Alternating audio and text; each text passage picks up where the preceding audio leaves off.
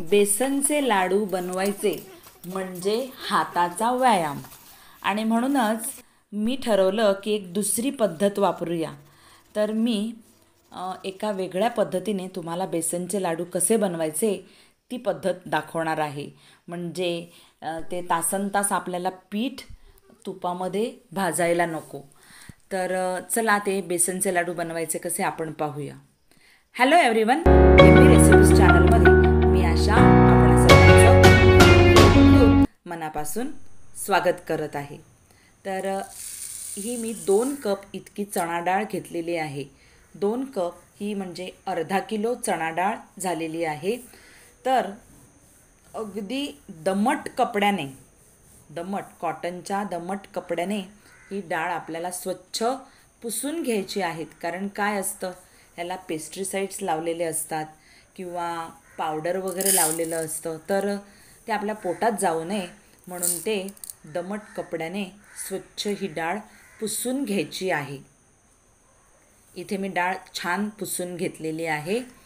आणि आता मी तुपामध्ये ही डाळ फ्राय करून घ्यायची आहे.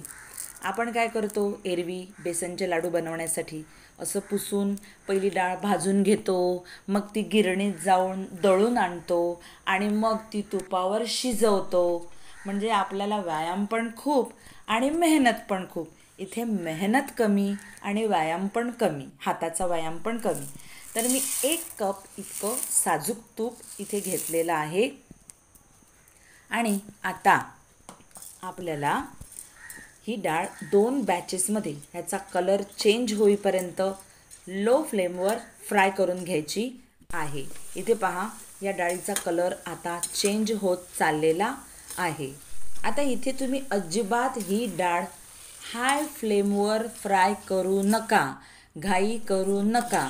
कारण हाय फ्लेमवर जर तुम्ही ही डाळ फ्राय केलीत तर डाळ वरून कलर चेंज होईल पण आतून ती शिजणार नाही.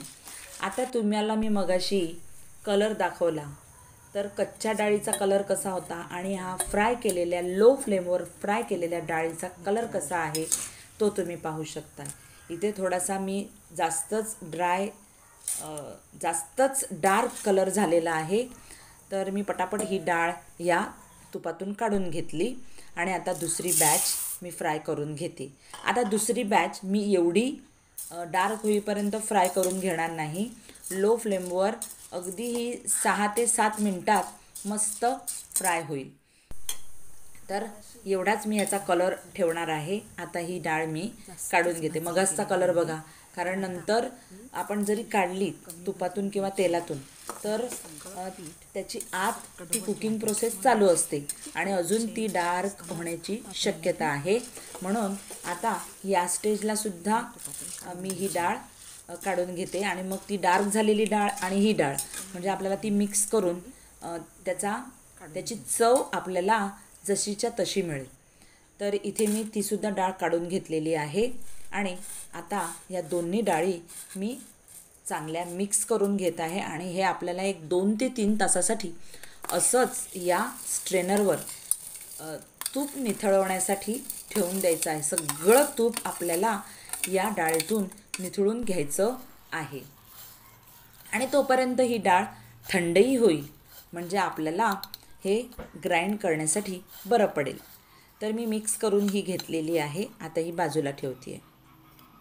तूप बघा केवढं याच्यातलं निथळून झालेलं आहे, हे पहा. आता डाळ ही व्यवस्थित 15 मिनटं मी या स्ट्रेनरवर छान निथळून घेतलेली आहे. पण 15 मिनटात काही अजून थंड झालेली नाही. म्हणून मी काय करते की ही डाळ एका ताटामध्ये घेऊन थंड होण्यासाठी फॅनखाली ठेवत आहे. म्हणजे आपल्याला लवकर हे आपलं काम होईल. 1 तासभरात आपली ही डाळ थंड होईल आणि सुटी झाली आहे. म्हणजे याच्यातलं तूप सगळं निथळून झालेलं आहे. डाळ आपली थंड झालेली आहे.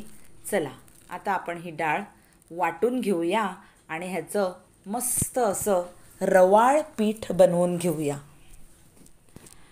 मी जार घेतलेला आहे आणि जारमध्ये ही बॅचेसमध्ये मी डाळ दळून घेत आहे. जारमधून मस्त असं फिरवून रवाळ असं याचं पीठ काढून घेत आहे. एक 2-3 बॅच होतील. 2-3 बॅचमध्ये आपल्याला हे पीठ काढून घ्यायचं आहे. तर हे सुद्धा पीठ आपल्याला चाळणीवर चाळून घ्यायचं आहे बरं का. तर मी चाळण घेतलेली आहे, खाली ताट घेतलेलं आहे आणि हे पीठ मी काढून घेतलेलं आहे.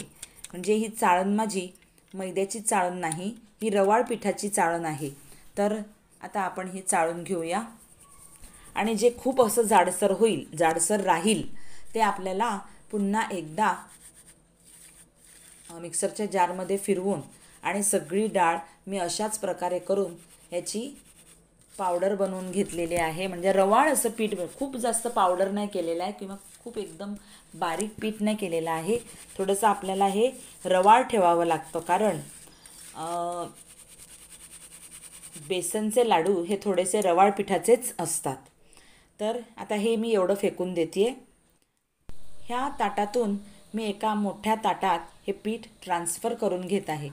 आता हे पीठ आपल्याला भाजायचं नाही की तुपात परतायचं नाही, काही नाही. डायरेक्ट आपल्याला ह्याचे लाडू वळवायला घ्यायचे आहेत. तर त्यात मी ड्रायफ्रूट घालून घेतलेलं आहे. तुम्हाला हवं ते ड्रायफ्रूट तुम्ही बारीक करून किंवा त्याचं ड्रायफ्रूटचं तुम्ही पावडरसुद्धा करून यात टाकून घेऊ शकता. मी 1 टीस्पून वेलची पूड घातलेली आहे आणि 1 कप एवढं मी पिठी साखर घातलेली आहे. पावडर शुगर मी घालून घेतलेलं आहे. आता हे छान आपण मिक्स करून घेऊया. दोन्ही हातांनी चोळून चोळून या पिठाला ही साखर लागेल अशा पद्धतीने आपल्याला हे मस्त असं एकजीव करून घ्यायचं आहे. आता हे सुक्क सुक्क पीठ दिसतंय तुम्हाला, पण आपण ज्या तुपामध्ये मगाशी ही डाळ तळलेली होती ते तूप आता यात घालून घ्यायचं आहे. तर अर्धा किलो डाळीसाठी 1 कप म्हणजे साधारण 240 ते 250 ग्रॅम तूप लागतं, साजूक तूप. म्हणजे लाडू आपले वळायला छान मदत होते.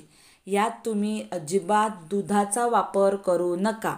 दूध तुम्ही यात घातलं तर लाडू जास्त दिवस टिकणार नाहीत, त्याला बुरशी येईल. म्हणून शक्य असेल तर तुपाचाच वापर करा. 240 ग्रॅम तूप तुम्हाला कमी पडलं तर एखाद दुसरा टेबलस्पून तूप तुम्ही अजून या पिठामध्ये घालून घेऊ शकता. आणि हे पहा, मला अजून एक्स्ट्रा तूप घालायची गरज लागली नाही. मी फक्त 1 कप तुपामध्येच हे लाडू छान बांधून घेतलेले आहेत.